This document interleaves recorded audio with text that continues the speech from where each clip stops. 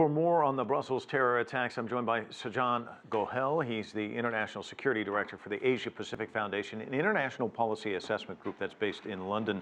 Let me get your sense on this. Talk to me about the sense of urgency that we seem to be seeing now.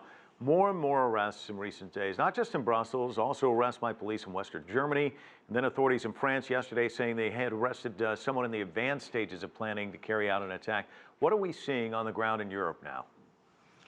Well, Mike, the whole situation is escalating and proliferating, especially for counterterrorism agencies. Some of these arrests are connected to the attack in Brussels. Some are completely separate developments, and some are interconnected to what has taken place in France, leading back to the logistical cell of ISIL in Belgium itself. There's many different networks. Sometimes they correlate, sometimes they're separate, but it is only just an illustration of how big the problem actually is and the fact that it's a daunting task for counterterrorism agencies. Do you think there was a lack of urgency before Tuesday's attack, though? The reason I ask this, there's this story out there about Salah Abdeslam. He was only questioned for 1 hour between the time of his arrest on Friday and the attack on Tuesday, and those questions reportedly only centered on the attacks in Paris, did not focus on any imminent threats. When Abdeslam was arrested, there was concern that there could be potential blowback from ISIL. They naturally would be concerned that one of their key plotters has been arrested. Could he provide information about their cells, how they're constructed, what potential plots they're planning? And therefore, it seems that the Brussels attack was brought forward. There was a lot of speculation that it was probably aimed for the Easter weekend coming up now, as there'd be a lot of people traveling back home to be with their families. So perhaps in hindsight, things could have been handled differently. The biggest problem, though, in Belgium is not that the individuals doing counterterrorism have a lack of understanding. It's the infrastructure and the structure of Belgium's intelligence establishment that is actually causing the problems, because it's very bureaucratic and it's mired down with linguistic issues of Flemish and French speakers both trying to compete with each other. And that's not something you erase overnight, is it? It's a big task, especially for a country like Belgium that is very much linguistically divided politically, socially, economically. This is a challenge that the country has faced for a long time. Even their own government has faced challenges in the past. But it's important that it does get rectified, because Belgium, keep in mind, it's not just the logistical center of ISIL in Europe, it's also the capital of the European Union, especially Brussels itself. It's the heart of the European Union. So something needs to be done. And the fact is that in municipalities of Brussels like Molenbeek or Schaerbeek, these have become centers for recruitment for ISIL. And it's important to extract those individuals sympathetic to the group in order to not just protect the public, but also to ensure there's no backlash against any communities.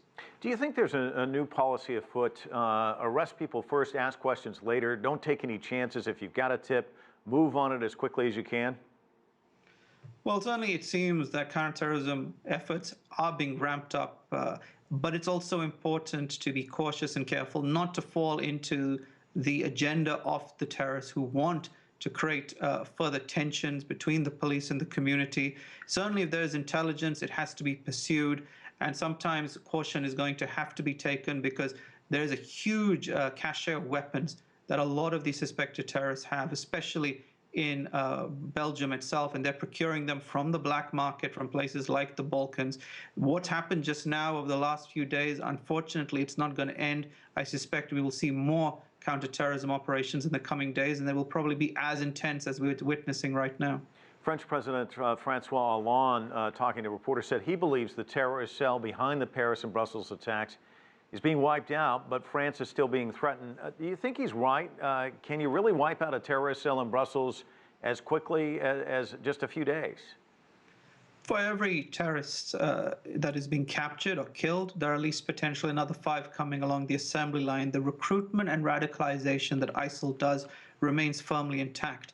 Ultimately, to destroy the group's infrastructure, one has to look at where the cesspool of extremism lies, and that is in the heartland of ISIL, in Raqqa, in Syria. And as long as they have their command and control there, they'll be able to put their message, propaganda, indoctrinate young, impressionable people across Europe, North America, and Asia. So progress is definitely being made, that is for sure, but it's an uphill treadmill for the authorities. You can dismantle one cell, but there's potentially another one lying beneath the surface. You talked about Brussels and the unique issues there and the fact that it's very bureaucratic, but there's been a lot of complaints that there really isn't intelligence sharing among these countries either. We see a raid in France, we see a raid in Germany.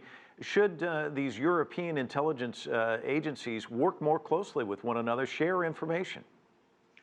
Keep in mind that since the Paris attacks, cooperation and intelligence sharing has improved considerably.